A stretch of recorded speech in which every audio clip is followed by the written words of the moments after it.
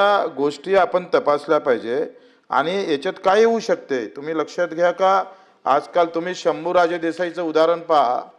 SP जेव्हा एका मंत्र्याचा हात पकडून बाहेर काढत असेल तर राहिलं काय शिल्लक तो अंतर्गत वाद काही असो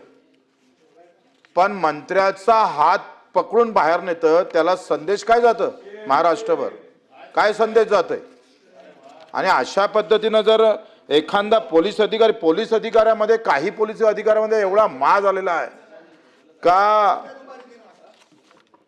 सभापती महोदय का ते कोणाशी ऐकत नाहीये काही बिलकुल नाही पैसे खायचा तर सुसाट आहे म्हणजे गुटख्याचे पैसे अलग खातं रेतीचे पैसे अलग खातं तुमच्या काय ते फिरकी आहे चक्री आहे 115 प्रकारचे अवैध धंदे महाराष्ट्रात चालू आहे आणि एवढी मस्ती आली आहे चांगल्या ठाण्याचे पैसे किती द्यातात ते पुन्हा मला सांगा बरं कोणत्या आमदाराच्या मताने एखाद्याने एसपीने ऐकलं आणि खरंच कारवाई केली म्हणून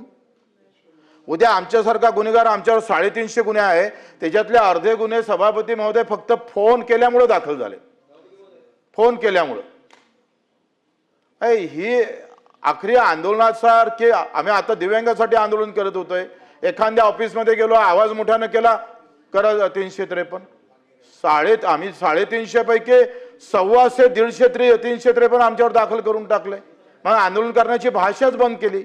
ही जी व्यवस्था आहे तुमच्या या अशा बिलामुळे कायद्यामुळे आम्ही जरी सत्तेत असलो तरी ह्या ज्या तुम्ही काही अटकपूर्व जामीनचा असेल हे असेल बाकी बिल जरी चांगलं असेल काही तरतुदी चांगल्या केल्या असेल त्याला समर्थन करतो पण अशा तरतुदीला आम्ही समर्थन करणार नाही